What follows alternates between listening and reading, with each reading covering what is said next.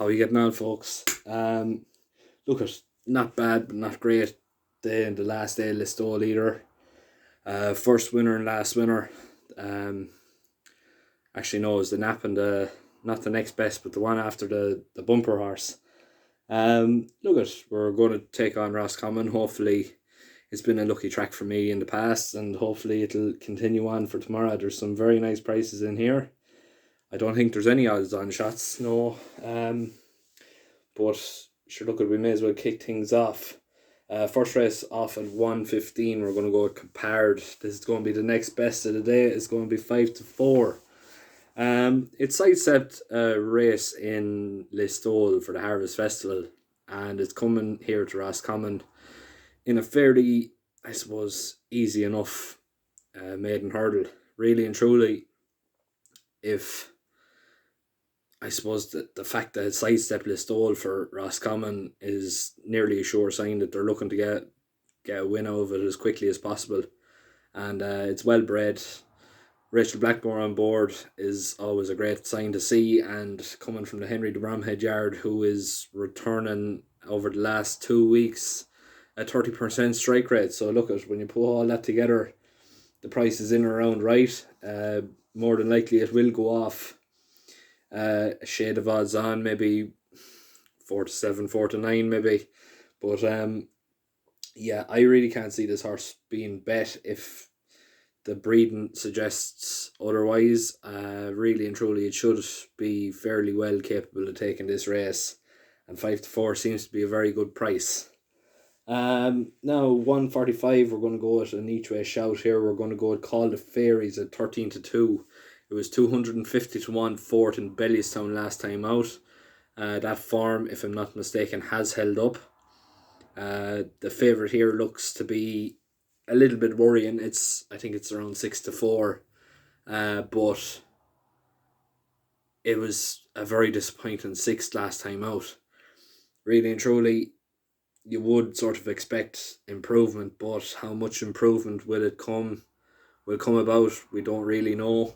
This Call the Fairies has run on for close enough to be in the places. If it improves any sort today, it should definitely at least run into the places, if not, I suppose, cause maybe a little bit of an upset. Trainer is currently going at in around 50% strike rate over the last 2 weeks, and the jockey, I think, is 22%. Really and truly, when you look at it that way as well, that has to signify a great chance. I think 13-2 is a very good price, and it's well worth getting on each way. Depending if you can get a quality odds, definitely take it. It'll, I suppose, lead to a little bit more of a payout, more so than anything else. 2:15, another each way shout here. We're going to go with Atlas at 15-2. Really and truly, this looks to be a very, very nice bet. It's fit after a couple of runs on the flat so far this season. It's run some very credible races over hurdles before. Coming from the Dennis Hogan yard, it's always a great sign to see. I'm trying to think who was on its back. I can't quite remember now, but I think it caught my eye anyway. Really and truly, it should be very much in the pipeline. I'd be very disappointed to see it out of the top three, and I wouldn't be surprised to see it actually go on and win this race. It looks to be a fairly winnable race for it, and 15-2 is very much a great price. Now the 2:45, we're going to go with the Trigger at 9-1. This is going to be the best each way bet for me. Really and truly, it looks to be an absolute shoe-in. All you have to do is look at his form book. It's a string of ones and a 4 when met with some very unfavourable conditions. It's repartnered again with Sean Flanagan. Between Ronan McNally, the Trigger, and Sean Flanagan, it's almost as good a combination as a 99 ice cream. Really and truly, I think it's got a great chance. I think 9-1 is a massive price.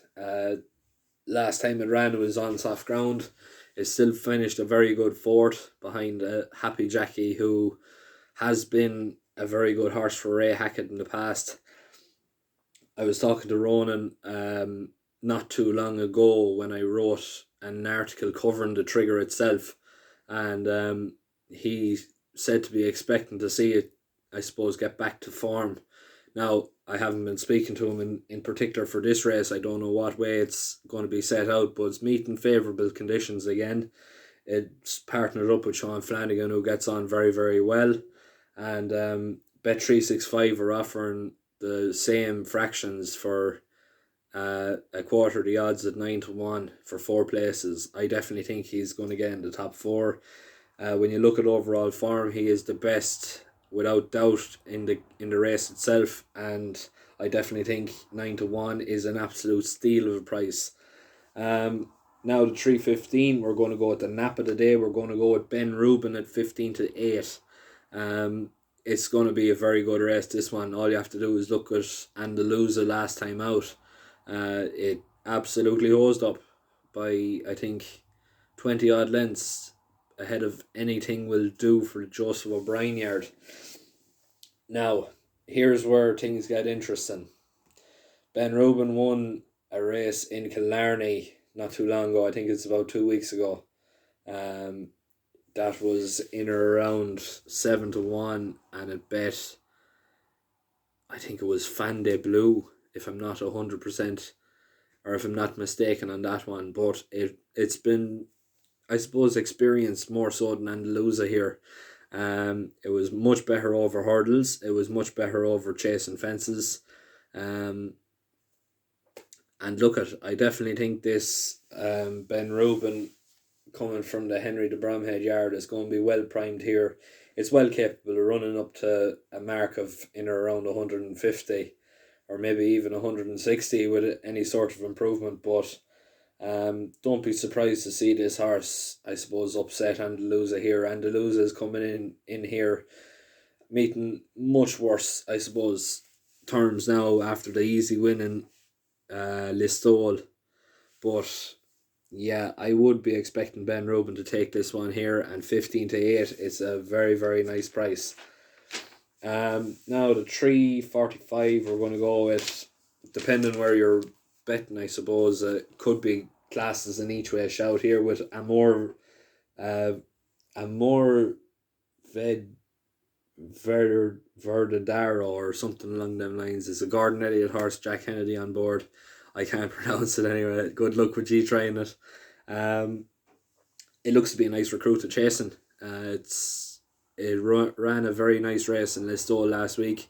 I think it was in around 18-1 behind Arthur's Baby. As you all know, I've been following this Arthur's Baby for, well, since the start of the season anyway, and it looks to be a very nice, I suppose, staying sort.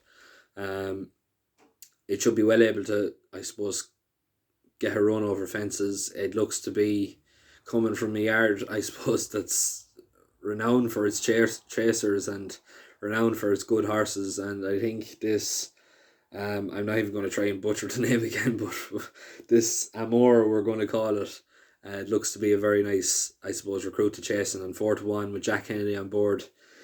For a trainer that's in serious form, it's definitely well worth a shout, and possibly, depending where you're betting, it could be well worth in each way. Now, the final race of the day, the 4:15, we're going to go with another Gordon Elliott one. The favourite here, Chemical Energy, at 11-10. Jamie Codd on board. Obviously, Jamie is one of the best amateurs in the game at the minute, and has been for quite some time. It's well bred. It cost in around 40,000 as a yearling, if I'm not mistaken. It's related to, what's it related to? What's for you won't go by you.